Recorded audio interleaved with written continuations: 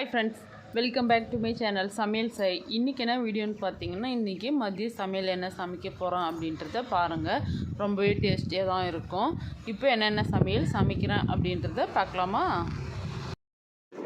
சமைக்கிறதுக்கு தேவையான வெஜிடபிள்ஸ் எல்லாம் எடுத்து வச்சுக்கிறாங்க. புடலங்காய், கத்திரிக்காய், 4 பச்சை மிளகாய் எடுத்து வச்சுக்கிறாங்க. கூடவே தக்காளி, தேங்காய், வெண்டைக்காய் இதெல்லாம் வச்சுக்கிறாங்க. இதெல்லாம் வச்சு என்னென்ன சமையல் சமைக்க போகிறோம் அப்படின்றத பார்க்கலாங்க. இது ஜூஸ் போடுறதுக்காக கேரட்டும் பீட்ரூட்டும் எடுத்து வச்சுக்கிறாங்க. அரிசி பார்த்திங்கன்னா 1/2 மணி நேரத்துக்கு முன்னாடியே அரிசி ஊற வச்சியாச்சு. இது பார்த்திங்கன்னா கொத்தமல்லி, கருவேப்பிலைங்க.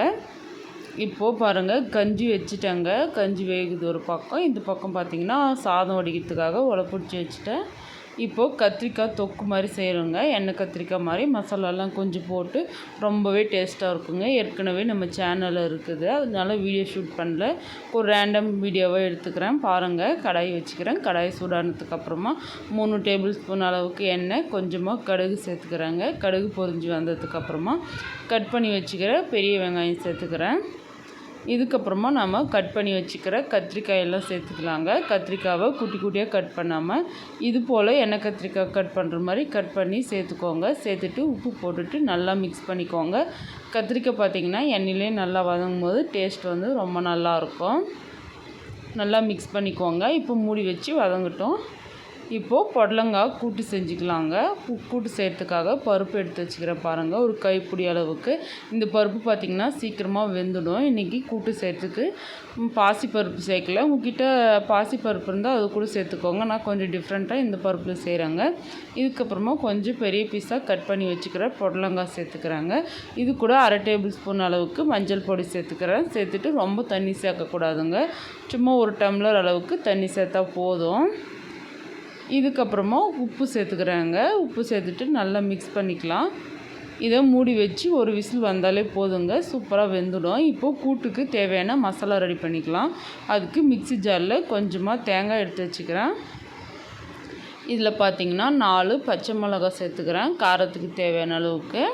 4 காரமாக தாங்க இருக்கும். இதில் 6லேருந்து 7 சின்ன வெங்காயம் சேர்த்துக்கிறேன். சின்ன வெங்காயம் சேர்க்கும் போது டேஸ்ட் நல்லாயிருக்கும். அதுக்கப்புறமா 1/2 டேபிள் ஸ்பூன் அளவுக்கு சீரகம் சேர்த்துக்கிறேங்க. சேர்த்துட்டு கொஞ்சமாக மஞ்சள் பொடி சேர்த்துக்கலாம். நம்ம ஏற்கனவே பார்த்திங்கன்னா காய வேக வைக்கும் போதே மஞ்சள் பொடி சேர்த்துருக்கோம். அதனால் மசாலாவில் கொஞ்சமாக சேர்த்தா போதும். இந்த அளவுக்கு அரைச்சி எடுத்துட்டால் சூப்பராக இருக்கும். இப்போ பாருங்கள், நம்ம போட்ட பருப்பும் காயும் சூப்பராக வெந்துருச்சு. ப்ரெஷரில் ரிலீஸ் ஆனதுக்கப்புறமா காயை பாருங்கள் இந்த அளவுக்கு நல்லா வெந்திருக்கணும். பாருங்கள், ஒரு வாட்டி நல்லா மிக்ஸ் பண்ணிக்கலாம். இந்த பருப்புலேயே கொஞ்சம் தண்ணி இருக்குது பாருங்கள். இந்த தண்ணியெல்லாம் நல்லா வற்றணுங்க.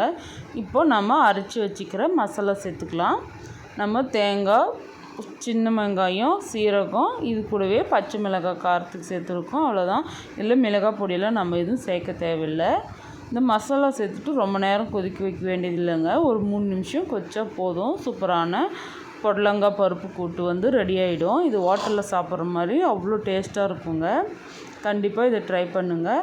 இதுக்கப்புறமா தாளிச்சிக்கலாங்க. பருப்பு கூட்டு கடாய் வச்சுக்கிறேன். சூடானது 1 டேபிள் ஸ்பூன் எண்ணெய், கடுகு, கடலைப்பருப்பு, கொஞ்சமாக கருவேப்பிலை, இது கூடவே கொத்தமல்லி சேர்த்து நல்லா பொரிய விட்டு எடுத்து கூட்டில் சேர்த்தா சூப்பரான புடலங்காய் கூட்டு ரெடி ஆகிடுங்க. ஹோட்டலில் சாப்பிட்ற மாதிரி அவ்வளோ டேஸ்ட்டாக இருக்கும். கண்டிப்பாக இந்த டிஷ் உங்கள் வீட்டில் ட்ரை பண்ணி சாப்பிட்டு எப்படி வந்துச்சு அப்படின்றத மறக்காமல் கமெண்ட் பண்ணுங்கள். நல்லா மிக்ஸ் பண்ணிக்கோங்க. மிக்ஸ் பண்ணிவிட்டு கருவேப்பிலெலாம் எண்ணெயில் நல்லா பொரிஞ்சதுக்கப்புறமா எடுத்து பருப்பு கூட்டில் சேர்த்துடலாம். இது சொரக்காயிலெல்லாம் கூட செய்யலாங்க, ரொம்பவே டேஸ்ட்டாக இருக்கும். அடுத்ததாக வெண்டைக்காய் பொரியல் செஞ்சுக்கலாங்க. வெண்டைக்காய் பொரியல் பார்த்திங்கன்னா வழுவழுப்பெல்லாம் இல்லாமல் ரொம்பவே டேஸ்ட்டாக செய்யலாம். எப்படி செய்யலான்றதை பார்க்கலாங்க. வெண்டைக்காவை இந்த அளவுக்கு நல்லா குட்டி குட்டி பீஸாக கழுவிட்டு கட் பண்ணிக்கணும். அதில் 1 டேபிள் ஸ்பூன் அளவுக்கு எண்ணெய் சேர்த்துக்கோங்க. சேர்த்துட்டு நல்லா வறுத்துக்கலாம். இந்த மாதிரி வறுத்து சேர்த்தனால வெண்டைக்காய் வலுவலுப்பு இல்லாமல் சாப்பிட்றதுக்கு ரொம்பவே டேஸ்ட்டாக இருக்கும். பாருங்கள், அடுப்பில் வச்சதும் கொஞ்சம் நேரத்தில் எந்த அளவுக்கு வலுவலுப்பு இருக்குது இதெல்லாம் போகிற வரைக்கும் நல்லா வறுத்துக்கணும். வெண்டைக்காய் வறுத்து எடுத்ததுக்கப்புறமா கடாய் வச்சுக்கிறேன். அதுக்கப்புறம் எண்ணெய் சேர்த்துக்கிறாங்க. 2 டேபிள் ஸ்பூன் அளவுக்கு எண்ணெய். எண்ணெய் வந்து சூடாகட்டுங்க. அதுக்கப்புறமா 1 டேபிள் ஸ்பூன் கடுகு, கடலைப்பருப்பு, உளுத்தம்பருப்பு இதெல்லாம் 1 டேபிள் ஸ்பூன் சேர்த்துக்கிறேன். கடுகு பொரிஞ்சு வந்ததுக்கப்புறமா கட் பண்ணி வச்சுக்கிற ஒரு பெரிய வெங்காயம் சேர்த்துக்கிறேங்க. வெங்காயம் வந்து ஓரளவுக்கு நல்லா வதங்கணும், ரொம்ப வதங்க வேண்டியது இல்லை. நல்லா மிக்ஸ் பண்ணிக்கலாம். மிக்ஸ் பண்ணி நல்லா வதக்கிக்கணுங்க. இந்த வெண்டைக்காய் பொரியல் பார்த்திங்கன்னா ரொம்பவே நல்லாயிருக்கும். இந்த அளவுக்கு நல்லா வதங்கினாலே போதுங்க. அதுக்கப்புறமா கட் பண்ணி வச்சுக்கிற ஒரே ஒரு பெரிய தக்காளி சேர்த்துக்கிறாங்க. நல்லா பழமாக எடுத்துக்கோங்க. சேர்த்துட்டு நல்லா மிக்ஸ் பண்ணிக்கலாம். தக்காளி பார்த்திங்கன்னா நல்லா சாஃப்டாகணும்.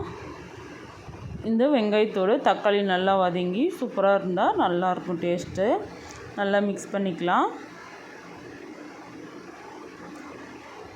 இந்த வெண்டைக்காய் பொரியல் பார்த்திங்கன்னா சாம்பார் சாதம், ரச சாதம் கூடலாம் வச்சு சாப்பிட்றதுக்கு ரொம்பவே நல்லாயிருக்குங்க. கண்டிப்பாக நீங்கள் இது வரைக்கும் இந்த மாதிரி செய்யலைன்னா ஒரு வாட்டி செய்யுங்க. வெண்டைக்காய் பொரியலுக்கு தேவையான அளவுக்கு உப்பு சேர்த்துக்கிறேன். தக்காளி வதக்கும் போதே உப்பு சேர்த்து வதக்கும் போது பார்த்திங்கன்னா தக்காளி வந்து சீக்கிரமாக சாஃப்டாக வதங்கிடும். டேஸ்ட்டும் ரொம்பவே நல்லாயிருக்குங்க. பாருங்கள், இந்த அளவுக்கு நல்லா வதங்கணுங்க. தக்காளியிலேருந்து எண்ணெயெல்லாம் பிரிஞ்சு வந்து தக்காளி நல்லா சாஃப்டாக வதங்கினதுக்கப்புறமா இப்போது மிளகாய் பொடி சேர்த்துக்கலாங்க. 1 டேபிள் ஸ்பூன் அளவுக்கு மிளகாய் தூள் சேர்த்துக்கிறேன். சேர்த்துட்டு நல்லா மிக்ஸ் பண்ணிக்கலாம். இந்த மிளகாய் தூள் இருக்கிற பச்சை வாசனைலாம் போய் கொஞ்சம் நல்லா வதங்கணுங்க. அப்போ பார்த்திங்கன்னா டேஸ்ட் வந்து ரொம்பவே நல்லாயிருக்கும். நல்லா மிக்ஸ் பண்ணிக்கலாம். கேஸ் கொஞ்சம் கம்மியாக வச்சுருங்க, டக்குன்னு தீஞ்சு போகாமல் நல்லா வதக்கிக்கலாம். இதுக்கப்புறமா ஒரு சிட்டிகை அளவுக்கு மஞ்சள் பொடி சேர்த்துக்கிறேன். சேர்த்துட்டு நல்லா மிக்ஸ் பண்ணிக்கலாங்க. இது இன்னும் கொஞ்சம் நேரம் நல்லா வதங்கணும். எண்ணெயில் நல்லா வதங்கும் போது தான் நல்லாயிருக்கும் டேஸ்ட்டு. இந்த வெண்டைக்காய் பொரியல் பார்த்திங்கன்னா ரொம்பவே சிம்பிள் தான், சாப்பிட்றதுக்கு ரொம்பவே நல்லாயிருக்குங்க. இதுக்கப்புறமா நம்ம வறுத்து எடுத்து வச்சுக்கிற வெண்டைக்காயை சேர்த்துக்கலாம். இப்போ பாருங்கள், வெண்டைக்காய் எந்த அளவுக்கு நல்லா வறுத்து இருக்குது. இந்த அளவுக்கு வலுவலுப்பே இல்லாமல் எவ்வளோ டேஸ்ட்டாக இருக்குமோ இது சாப்பிட்றதுக்கு. குழந்தைங்களுக்கெல்லாம் ரொம்பவே பிடிக்குங்க.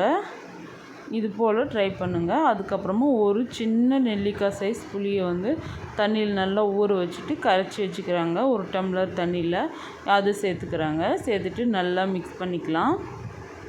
மிக்ஸ் பண்ணிவிட்டு பார்த்திங்கன்னா இந்த தண்ணி நல்லா வற்றி வரணுங்க. நல்லா வற்றி வந்ததுக்கப்புறமா காயும் சூப்பராக வெந்துடும். வதங்கும் போதே ஓரளவுக்கு வெந்துட்டு இருக்கும். இப்போ பார்த்திங்கன்னா புளியில் கொஞ்சம் நேரம் வேக வச்சா சூப்பரான வெண்டைக்காய் பொரியல் வந்து ரெடி ஆகிடும். இதுக்கப்புறமா கொத்தமல்லி கருவேப்பிலை போட்டு இறக்குறது தான்.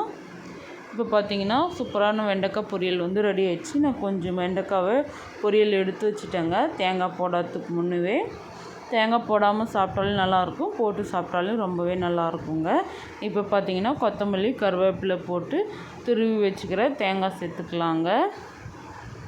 எனக்கு பார்த்திங்கன்னா தேங்காய் சேர்த்து சாப்பிட்றதுக்கு ரொம்ப பிடிக்குங்க. ரொம்ப அதிகமாக தேங்காய் சேர்த்து சாப்பிடுவேன் நான். அதனால் தேங்காய் போடாமையே கொஞ்சம் எடுத்து வச்சுட்டேன். தேங்காய் போட்டுட்டு நல்லா மிக்ஸ் பண்ணிக்கலாம். மிக்ஸ் பண்ணிவிட்டு 1 நிமிஷம் நல்லா இருந்தாலே போதும். சூப்பரான வெண்டைக்காய் பொரியல் பார்த்திங்கன்னா ரெடி ஆகிடும். கண்டிப்பாக இந்த வெண்டைக்காய் பொரியலும் உங்கள் வீட்டில் ட்ரை பண்ணி சாப்பிட்டு எப்படி இருந்துச்சுன்ட்டு சொல்லுங்கள். ரொம்பவே நல்லாயிருக்கும். அடுத்ததாக நம்ம என்னென்ன சமையல் சமைச்சிக்கிறோம் அப்படின்றத பார்க்கலாங்க. எப்பவுமே பார்த்திங்கன்னா மதியம் சாப்பிடும்போது பொரியல் வந்து அதிகமாக வச்சு சாப்பிடுங்க. சாதம் வந்து கம்மியாக வச்சு சாப்பிடும்போது ரொம்பவே நல்லது. எந்த அளவுக்கு வெஜிடபிள்ஸ் சாப்பிட்றீங்களோ அந்த அளவுக்கு ரொம்பவே ஹெல்த்தியாக இருக்கலாம். அதுக்காக எப்பவுமே நம்ம வீட்டில் பொரியல் கண்டிப்பாக இருக்குங்க. நீங்களும் இது போல் ட்ரை பண்ணுங்கள். பொரியல் வச்சு சாப்பிடுங்க. காய்கறியெல்லாம் அதிகமாக சேர்த்துக்கோங்க. பாருங்கள், பொரியல் வந்து ரெடி ஆகிடுச்சு. இப்போ என்னென்ன சமையல்னு பார்த்துடலாம். இப்போது வெண்டைக்காய் பொரியல் தேங்காய் போட்டு கொஞ்சம், தேங்காய் போடாமல் கொஞ்சம் எடுத்து வச்சுக்கிறாங்க. ரொம்பவே டேஸ்ட்டாக இருக்குங்க. இது சாதத்தோடு பிசைஞ்சு சாப்பிட்றதுக்கு கூட ரொம்ப நல்லாயிருக்கும். அடுத்ததாக சுட சுட சாதம் வடிச்சிக்கிறாங்க. நல்லா உதிரியாக வடித்து வச்சுக்கிறேன். இதுக்கப்புறமா எண்ணெய் கத்திரிக்காய் தொக்குங்க. ரொம்பவே டேஸ்ட்டாக இருக்கும். எங்கள் வீட்டில் எல்லாருக்குமே ரொம்ப ரொம்ப பிடிக்குங்க இந்த எண்ணெய் கத்திரிக்காய் தொக்கு. அதுக்கப்புறமா பருப்பு கூட்டுங்க. புடலங்காய் பருப்பு கூட்டு ரொம்ப டேஸ்ட்டாக இருக்கும். இந்த பருப்பு நான் இது வரைக்கும் செஞ்சதில்லைங்க. இப்போ தான் ஃபஸ்ட் டைம் செஞ்சேன். ரொம்பவே நல்லா வந்திருக்கு. நீங்களும் கண்டிப்பாக இதே மாதிரி செஞ்சு ஹெல்த்தியான ஃபுட்டை சாப்பிடுங்க. இன்றைக்கி மதியம் சாப்பிட முடிச்ச கையோடு பார்த்திங்கன்னா நம்ம வீட்டாண்ட சரியான மழைங்க. மழை பெஞ்சு கொஞ்ச நேரத்துலேயே வெயிலும் அடிக்க ஆரம்பிச்சிடுச்சு. மதியம் சமைச்ச சமையல் பார்த்துருப்பீங்க. பார்த்துட்டு எப்படி இருந்துச்சுன்னு சொல்லுங்கள். நீங்களாம் எப்படி சமைக்குவீங்க அப்படின்றதையும் சொல்லுங்கள், நானும் தெரிஞ்சுக்கிறேன். என் சேனலை சப்ஸ்கிரைப் பண்ண எல்லாரும் சப்ஸ்கிரைபருக்கும் ரொம்ப ரொம்ப நன்றிங்க. சப்ஸ்கிரைப் பண்ணாத பார்க்குறவங்க கண்டிப்பாக சப்ஸ்கிரைப் பண்ணிவிட்டு ஸ்கிப் பண்ணாமல் ஃபுல்லாக பாருங்கள். பார்த்துட்டு எப்படி இருந்துச்சுட்டு மறக்காமல் உங்களுடைய கருத்தை கமெண்ட்டில் சொல்லுங்கள், நானும் தெரிஞ்சுக்கிறேன். இந்த வீடியோ உங்களுக்கு பிடிச்சிருக்குன்னு நினைக்கிறேன். பிடிச்சிருந்தா சமையல் செய் சேனலை சப்ஸ்கிரைப் செஞ்சுக்கோங்க, லைக் பண்ணுங்கள், உங்கள் ஃப்ரெண்ட்ஸ் அண்ட் ஃபேமிலிக்கு ஷேர் பண்ணிக்கோங்க. அடுத்த வீடியோவில் பார்க்கலாம். பாய்.